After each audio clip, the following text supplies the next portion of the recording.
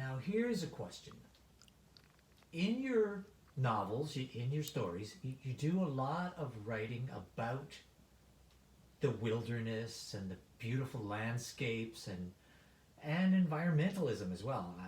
Is it, I like. Can you talk a bit about your writing about and your beliefs and your preferences and understandings about all of that? What do you mean exactly by environmentalism?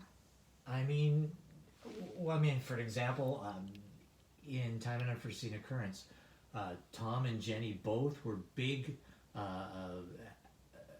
investors in and spending not only their time and their money, but their care and concern for the environment in South America and the Atlantis Foundation, and then they Ah, had children that were yeah. doing the same thing, as well as the fact that whenever you describing the landscape of Hawaii or of Australia or Fiji, they were always really beautiful word pictures. Well, I love everything to do with nature. I mean, I'm most at home in nature. My whole life has been spent in natural surroundings. I work in cities, of course, and concerts are in cities and so on. But I'm at home in the wilderness. I don't even need a tent. I've had, you know, and we live. My husband and I live at the highway's end in an old ghost town when we're home, and we also love to be in Hawaii, in Maui. But there are so many beautiful places on the earth. But I'm most at home in the mountains and by the ocean. I come from the north, as I said. I come from Scotland's north, and we're, if you're not right beside a loch, you're right beside the ocean, and you're right in the mountains all the time, and animals abound here, which I love that about BC, is that, everywhere you go, there are animals, wild animals, osprey, eagles, bears, moose, cougar. It's just loaded with, and the majesty of it all, the mountains, the colors of the sky in the dawn and in the sunset, and whether it's even up north where there are watercolor skies, or down near the equator where they look more like oil paint. Yeah, you have to actually be there.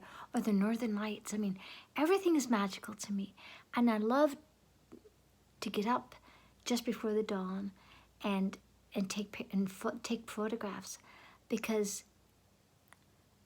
I talk to God all day, but I feel closest to Him then, in the stillness, before everything wakes up, before the birds sing, before it seems like, it's a brand new day. It's like morning has broken, Cat Stevens song. It's like that. But I love everything to do with the wilderness. And I just think at this point in the devolution of the planet, if you're not, when you said an environmentalist, I don't belong to any organizations or anything like that. I help everyone who asks for it, who's doing something good. But I think that most of us do this naturally because we don't want the planet to die. Look what's happening to the oceans. I mean, there are more plastic bags in the oceans than there are fish, and things like that. And I find it finds its way into my writing. The reality. I'm horrified by what we're doing to the planet, and I don't want to know why we're doing it. And so it's a big concern of mine. It's and I'm so grateful to be alive and to be allowed to be in these wild places with these wild creatures and in such peace and beauty. And who wouldn't want to preserve that? And so when I write about it, it's just natural to write about it for me. It's part of my everyday when I'm home, whether I'm on a beach in Maui or whether I'm in the wilderness in BC, in the true wild, where few people go.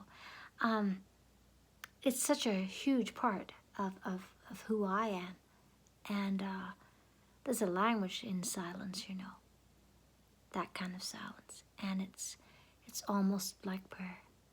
And so, of course it's going to find its way into my writing. It's just, it's just, I don't know how to be anything else. And I don't think I could be more grateful to be a part of all of that. And I would do anything this side, of goodness, to preserve it.